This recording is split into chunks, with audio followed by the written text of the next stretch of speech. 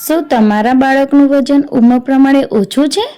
તો ચિંતા ના કરશો, આજે હું એ જ રેસીપી લઈને આવી છું. તો આજે હું બનાવવાની છું આંગણવાડીમાંથી મળતા બાળ શક્તિ પેકેટમાંથી બે એવી પૌષ્ટિક વાનગી જે બાળકોને ખૂબ જ ભાવશે. અને એવું નથી કે તમે બાળ શક્તિ પેકેટમાંથી જ બનાવી શકો છો, માતૃશક્તિ અને પૂર્ણાશક્તિ બંનેમાંથી પણ આ રેસીપી બનાવી શકો છો. તો ચલો ફટાફટ આપણે રેસીપી બનાવવાનું શરૂઆત કરીશું. તો સૌથી પહેલાં આપણે બનાવીશું પૌષ્ટિક રાબ. તો એના માટેની સામગ્રી તમે અહીંયા જોઈ લો કે મેં કઈ કઈ લીધી છે. તો એના માટે આપણે બાલ શક્તિનો જે પેકેટ છે એમાંથી મેં 1 વાટકી બાલ શક્તિનો લોટ લીધો છે. સાથે જ આપણે ગોળ લીધો છે. તો ગોળને વધારે ઓછો તમે લઈ શકો છો. અહીંયા શેકેલા તલ છે, સાથે જ શેકેલી સિંગ છે. હવે આ બંનેનો મેં પાવડર કરી દીધો છે મિક્સરમાં. તો આ રીતનો દરદરો પીસી લીધો છે. હવે આપણે એક બાઉલ લઈશું, એની અંદર 1 ગ્લાસથી 1.5 ગ્લાસ જેટલું પાણી નાખવાનું છે. હવે ગોળ છે એ આની અંદર નાખી દેવાનો છે અને ગોળને ઓગાળવાનો છે. તો ગોળ ઓગળે ને ત્યાં સુધી આપણે આગળની પ્રોસેસ કરીશું. તો અહીંયા કઢાઈ લઈશું, કઢાઈની અંદર થોડું તેલ નાખીશું. જો તમારા ઘરે ઘી હોય ને તો 1 ચમચી ઘી નાખવાનો. અને હવે આપણે બાલ શક્તિનો જે પાવડર લીધો છે ને 1 વાટકી, એને શેકી લેવાનો છે. તો આ રીતે પાવડર નાખી દેવાનો છે. અત્યારે મેં તેલનો ઉપયોગ કર્યો છે, ઘરે બનાવો તો ઘીનો ઉપયોગ કરજો. અને હવે આ રીતે શેકી લેવાનું છે. તો ધીમા ગેસ ઉપર આ રીતે લોટને શેકવાનો છે. તો આ જે વાનગી છે ને એ ફટાફટ બની જતી હોય છે અને બાળકો માટે તો ખૂબ જ પૌષ્ટિક છે. બાલ શક્તિમાં રહેલા પોષક તત્વો બાળકના શારીરિક વિકાસ અને ઓછા વજનવાળા બાળકોના વજનમાં સુધારો લાવવામાં મદદરૂપ બને છે. સરકારશ્રી દ્વારા એક પોષણ માટેની નવી પહેલ કરવામાં આવી છે. તો તમે આમાં સહકાર આપો અને આ પેકેટનો ઉપયોગ કરી નવી નવી વાનગી બનાવી તમારા બાળકોને હેલ્ધી રાખો. આ પેકેટનો ઉપયોગ કરીને તમારા બાળકોને કુપોષણથી બચાવો. તો જો લોટ છે હવે શેકાઈ ગયો છે અને આ બાજુમાં આપણું પાણી પણ સરસ એવું ઉકળી ગયું છે અને ગોળ બધો જ ઓગળી ગયો છે. તો લોટને આ રીતે મસળીને ચેક કરી લેવાનો. તો પરફેક્ટ લોટ શેકાયો હશે ને તો હાથમાં ચોંટશે નહીં ને આ રીતે ડ્રાય થઈ જશે.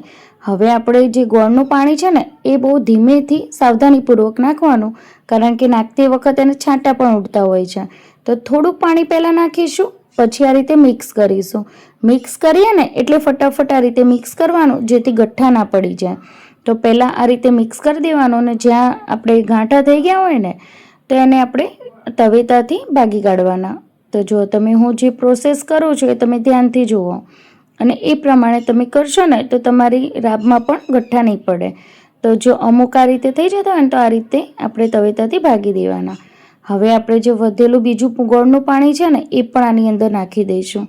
તો રાબ છે ને એ થોડી પાતળી હોય છે, પણ જો તમે એને અડધો કલાક મૂકી રાખો ને તો પાછી એ જાડી ઘટ બની જતી હોય છે. તો પાણી એક્સ્ટ્રા પહેલેથી જ વધારે નાખવાનું, એટલે ઘટ થાય ને તો પણ એ સારી લાગે, થોડું લિક્વિડી ફોર્મમાં રહે. હવે આપણે જે સિંગ અને તલનો જે પાવડર છે ને એ આની અંદર નાખી દઈશું, કારણ કે આપણે નાના બાળકોને રાબ પીવડાવતા હોય ને તો એમના મોઢામાં તલ કે સિંગ આવે ને તો ઘણી વખત એના ગળામાં ફસાઈ જતું હોય છે.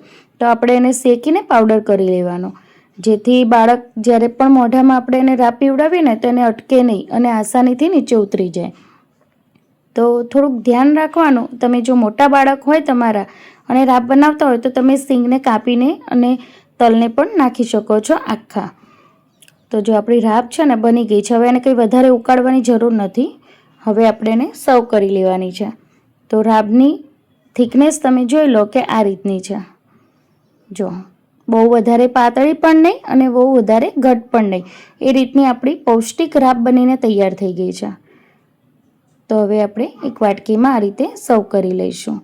હવે આપણે ઉપરથી ડેકોરેશન પણ કરી શકીએ છીએ. તો જો અહીંયા મેં થોડા સિંગના ટુકડા પણ નાખ્યા છે અને તલ પણ નાખ્યા છે, કારણ કે અમારા આંગણવાડીમાં સિંગ અને તલનો ઉપયોગ થતો હોય છે. તો અમારા અહીંયા વાલી રાબ પીવડાવવા આવી ગયું છે. તો ગરમા ગરમ રાબ સર્વ કરી દેવાની છે હવે એને.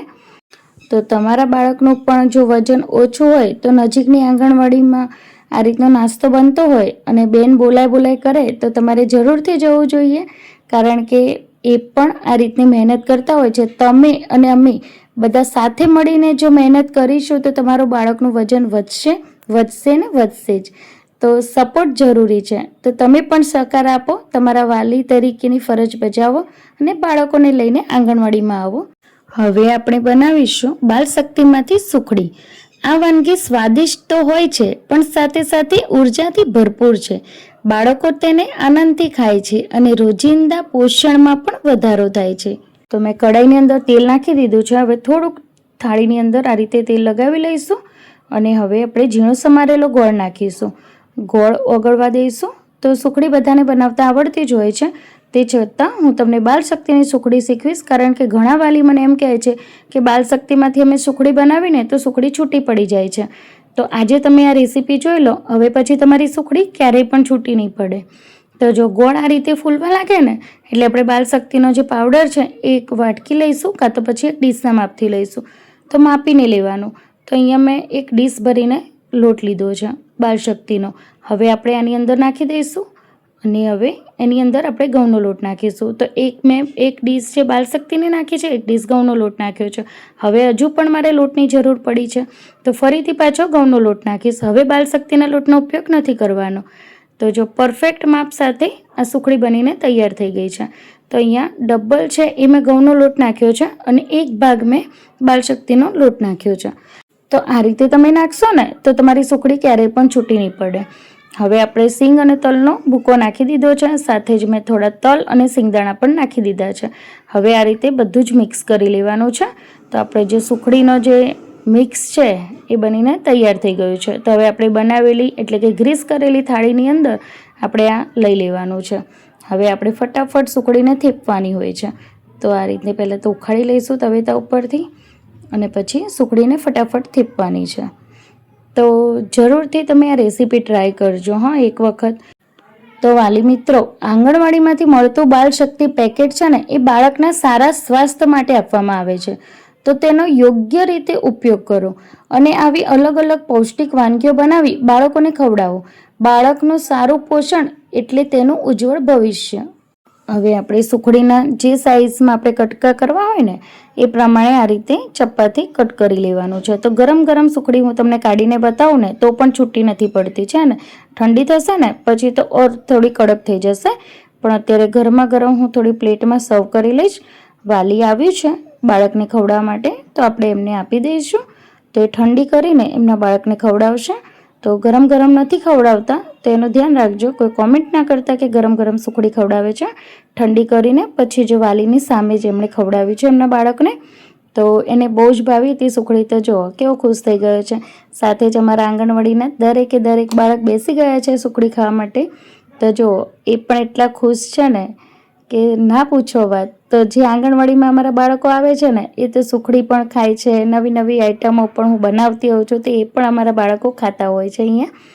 તો તમને જો રેસીપી સારી લાગી હોય તો પ્લીઝ વિડીયોને શેર કરજો, આગળ બધાને મોકલજો જેથી આ પેકેટનો લાભ લઈ શકે એ લોકો, વાનગી શીખી શકે. તો ચલો મળીશું નેક્સ્ટ વિડીયો. તમને જો મારી રેસીપી ગમે તો મારી ચેનલને લાઈક કરજો, શેર કરજો અને સબસ્ક્રાઈબ કરવાનું બિલકુલ ના ભૂલતા. તો તમને મારી નોટિફિકેશન મળી રહે અને મારા નવા વિડીયો તમે જોઈ શકો. તો થેન્ક યુ.